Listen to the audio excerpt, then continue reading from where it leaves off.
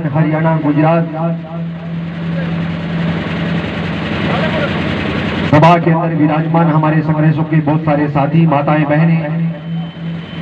पत्रकार बंधुओं, सभी लोगों को राकेश बिश्नोई की नमस्कार। मेरे साथियों, कि जब इस देश के अंदर कोरोना जैसी महाबीमारी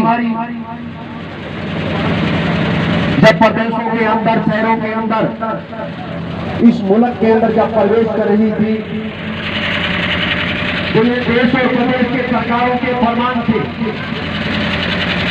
कि हर आदमी अपने घरों के अंदर रहेगा, देश का व्यापारी अपना व्यापार बंद रखेगा, दुकानदार अपनी दुकानें बंद रखेगा। लेकिन उस समय केंद्र की सरकार कॉर्पोरेट घरों के घर बनने के लिए लगी हुई थी कि एक तरफ तो इस देश की सरकार, देश की हुकूमत ये आदेश फरमाती है कि आम जनता घरों के अंदर रहेगी, सारे काम काज ठप रहेंगे, कोई साथी घरों से नहीं निकलेगा, विधानसभा और सदन के अंदर कोई कार्यवाही नहीं होगी। लेकिन देश की सरकार ने ऐसे अध्यादेश लेके आई जिसमें किसान की बिरादरी, व्यापार और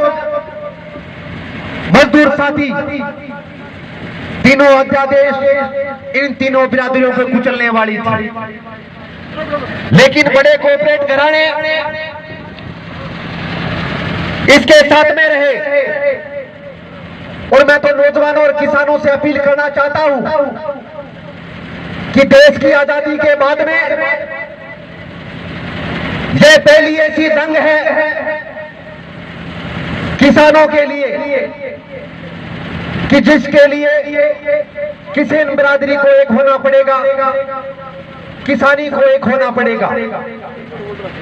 अगर आज देश का किसान हारा तो आने वाले समय के अंदर इस देश के अंदर किसानों, मजदूरों के लिए संघर्ष करने वाला कोई नहीं बचेगा। तो मोदी की सरकार जो इस मुहिम के अंदर है कि अन्नदाता सड़कों पे बैठा है, हार के वापस चला जाएगा, हम मोदी सरकार को चेतावनी देना चाहते हैं कि देश का अन्नदाता ये सोच के आया है कि केंद्र की सरकार को तीनों अध्यादेश वापस लेना पड़ेगा। केंद्र की सरकार सिर्फ हमें भाव में नहीं कुचलना चाहती, केंद्र की सरकार की नजर हमारी जमीन पे है, हमारा जमीन हटना चाहती है केंद्र की सरकार,